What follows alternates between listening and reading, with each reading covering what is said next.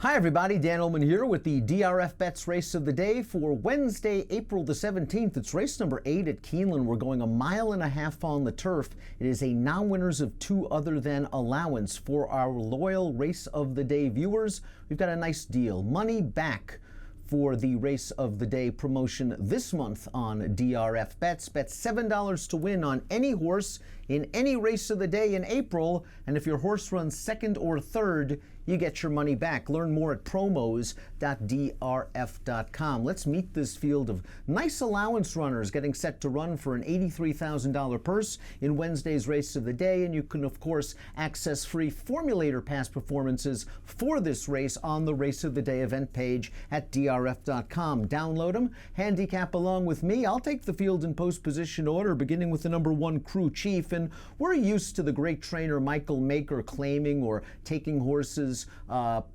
privately and moving them up dramatically. And Maker claimed this horse for $40,000 during the Keeneland Spring Meet of 2018. And while Crew Chief has run some good races, he's yet to reach the winner's circle for his new connections. Now, Maker is taking the blinkers off Crew Chief for this race. It has not been a great move for Maker over the last couple of years, but Crew Chief acts like he needs those blinkers to come off. In both of his starts this year at 6, he has just been over anxious coming out of the gate. He has cost himself a lot of energy by being rank, and I think that sapped his stretch kick while in against superior graded stakes rivals on the dirt. He's getting a drop in class, and he's returning to a surface where he had some success last fall at Aqueduct. On November the 8th, going 1 3/8, he set the pace and then ran really well, finishing second behind Sentry that day. I thought it was a good performance. I don't think he really quickened as well in the yielding ground as he might do on firm going, and I'm hoping he gets some firm ground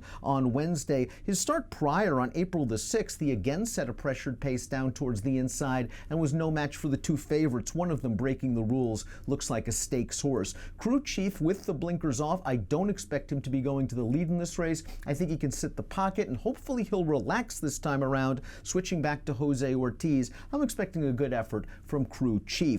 The number 2, Strike the Flag, is getting some class relief. He hasn't raced since November on a synthetic surface, but he was in against Melmich that day, one of the top handicap horses in all of Canada. And all Melmich did in his next 4 starts were earn stakes placings in all of those races, with Beyer speed figures ranging from 85 to 99. Strike the Flag held his own with a horse like Melmich. He has won at 1.25 miles on turf in the past. I am not worried about 1.5 miles.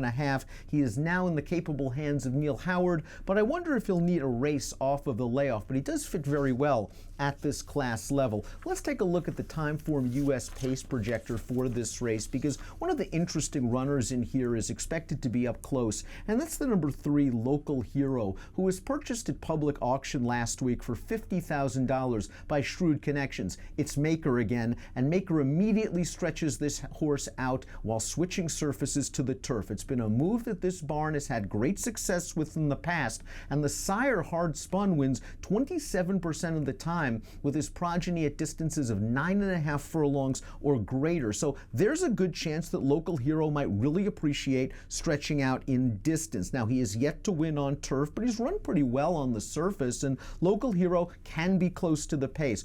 Simply put, you have to consider this horse just because of the trainer change alone. The number 4 is Zumura D, and Zumura D's form might be dirtied up a little bit. Note that he was bet to 3-1 in his most recent race at the Fairgrounds for his seasonal debut. He drew a terrible post position, endured a wide trip in a race that's come back okay. The 7th place finisher returned to finish second with an 80 Beyer speed figure in an off-the-turf race at the Fairgrounds. Take that race out of Zumura D's past performances, and you've got a horse that's hit the board in his last 5 races, including a big win at the Fairgrounds 3 starts back. Now, he has run 1.5 miles once in the past. I am a little bit concerned at this distance for this horse. Stormy Atlantic, the sire, prefers slightly shorter distances, and while the dam has a European pedigree, she did her best running at slightly shorter distances. But if you can forgive the last race, Zumar D does fit well at this level, might be coming late, and might be deserving of an opportunity opportunity to at least get a minor award.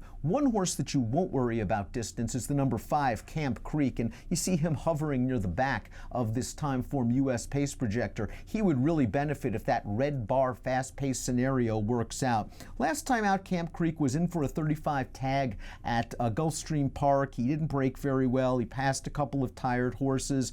He just seems a little bit off form. His start 2 starts back can be ignored, and the Alan Jerkins going 2 miles off of a slight layoff. He might actually want more ground than this 1.5 mile distance, but in the form he's in right now, I'm just against Camp Creek. He may need a fast pace, and he has credentials. He won one of the Canadian Triple Crown races back in 2016 at this 1.5 mile distance.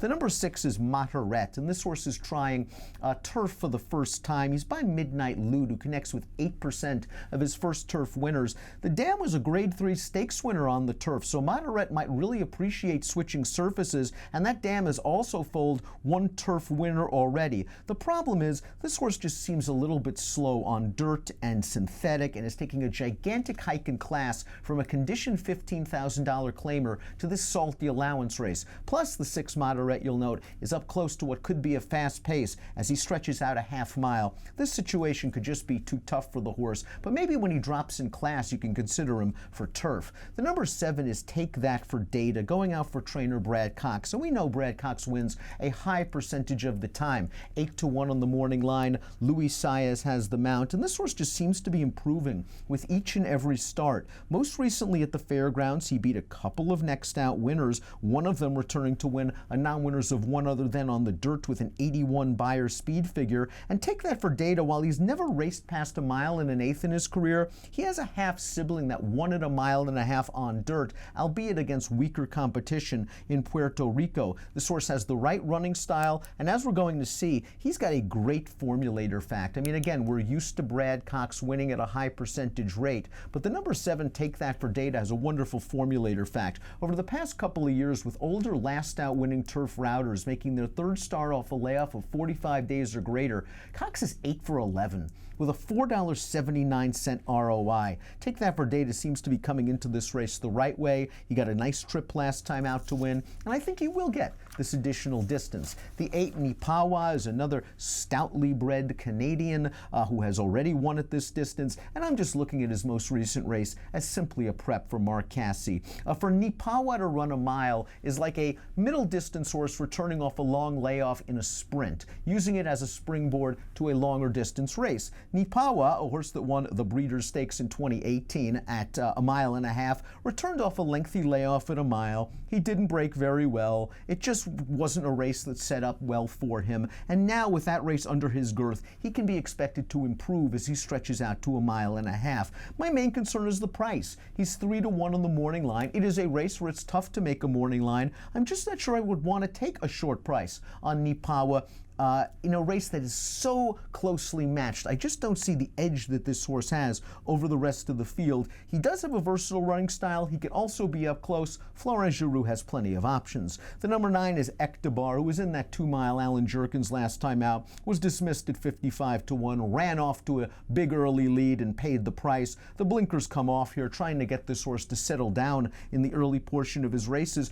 I'm just not sure where he fits from a class perspective. He just doesn't appear like a stakes horse right now, and he was beaten for a claiming tag 3 back when he was taken by a good trainer in Ray Handel. He wasn't against, obviously, much tougher last time out. Solio, the runner-up, returning to finish 2nd in the McKnight with a 101 Beyer speed figure. Royal Artillery is next, and this horse failed at Tampa Bay last time out. In just a weak field, the horses that have come out of that race thus far have yet to distinguish themselves. Royal Artillery's big win came at 10.5 furlongs, and that came overseas. I'm not worried about distance. I'm not worried about pace. He is a 1-run closer that should get the right setup if Timeform US is correct. I'm just not sure he's good enough. He's going to need a little bit of racing luck as well if he's going to weave his way through or go all the way around this big bulky field. I think the 11 Gettysburg has a chance. He was on the lead in the Timeform US pace projector, and you remember Gettysburg's run 1.5 miles before. That was back in the 2016 Belmont Stakes when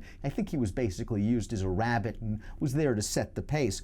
Gettysburg is returning to turf, and his most recent turf effort came in December at the fairgrounds. And I like the way he sat just off the pace, attacked, took over, and went on to win very nicely with an 87 Beyer speed figure. He does not need the lead to win this race. If someone else wants to go, Gettysburg can sit just off. He has some back class. He is 15-1 on the morning line, and he is a horse I would definitely be using in any kind of multiple race wagers. The number 12 Saracen loves the distance. He has a stout European pedigree. He has won it a mile and a half 2 times. And his most recent race, listen, that was a great prep off of a long layoff. He was running a mile and an eighth. He got into trouble in a race that produced a next out 90 Beyer speed figure winner.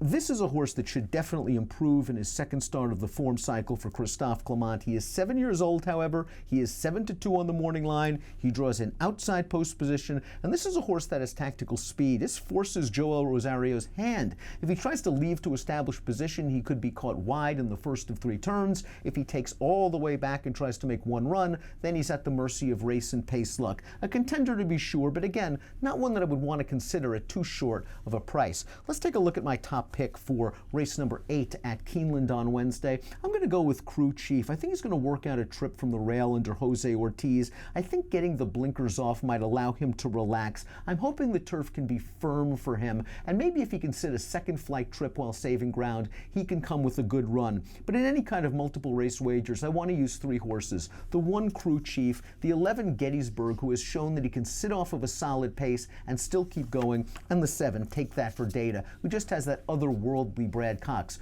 formulator fact. 111.7 for me in race number 8 at Keeneland, your DRFBets race of the day for Wednesday. And again, for our race of the day viewers, this April, you get your money back if your horse runs second or third. Bet $7 to win on any horse this month in any DRFBets race of the day by using bets.drf.com or the DRF iPhone app. And if your horse runs second or third, you get your money back. Approximate post time for the 8th at Keeneland on Wednesday, 4:57 Eastern. Best of luck.